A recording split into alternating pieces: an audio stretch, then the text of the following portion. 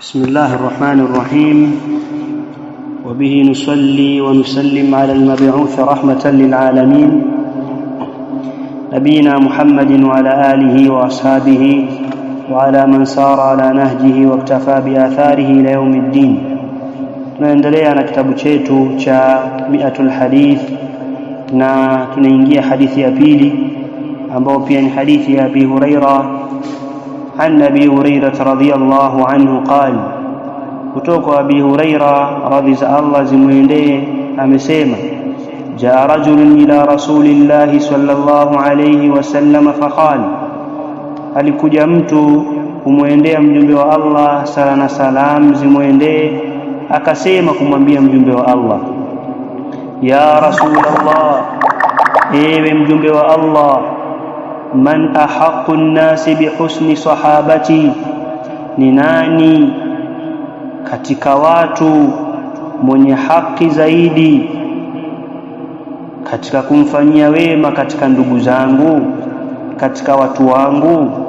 Qala, mtume akasema, ummuka, mama yako ndiyo mwenye haki zaidi.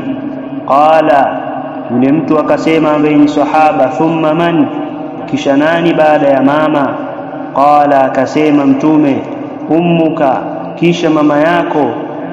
Qala, akasema yule sahaba, thumma man, kisha nani baada ya mama mara ya pili?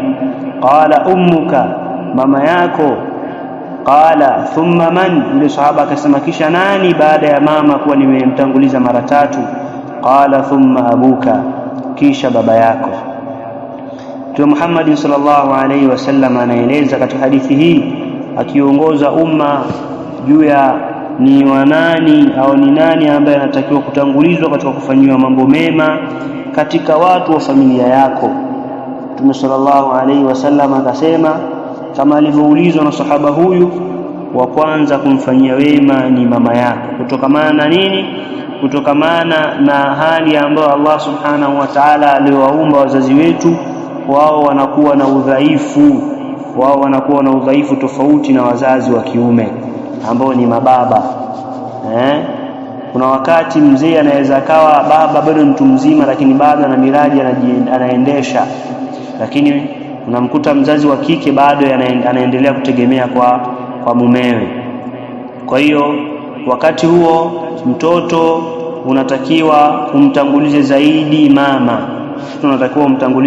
mama, lakini hawa watoto ni watoto wa kiume. Watoto wa kike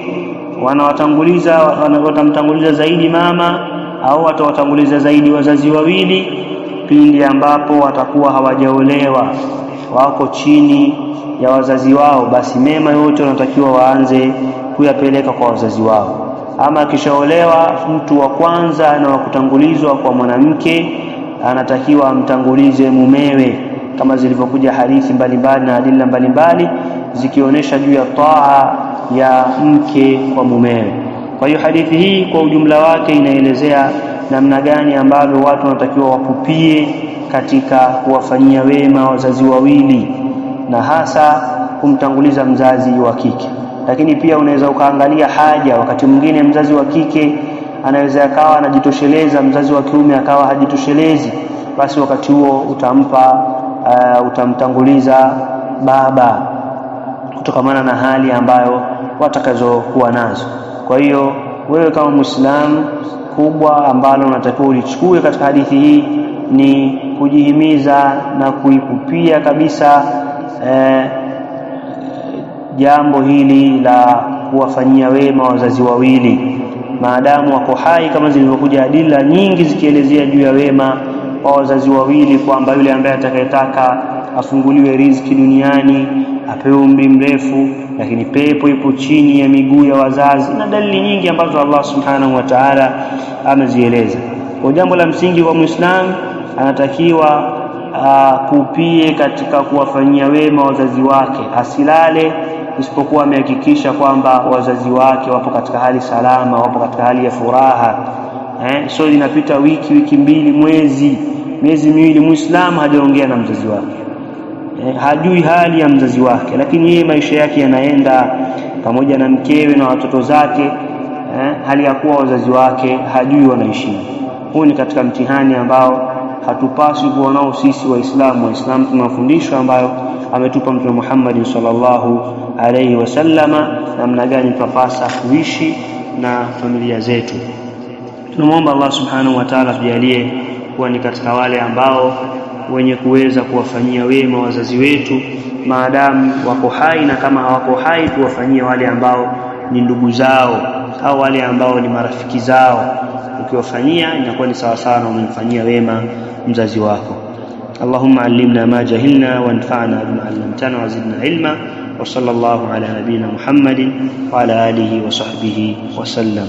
Jazakumullahu khair. Wassalamu alaykum wa rahmatullah.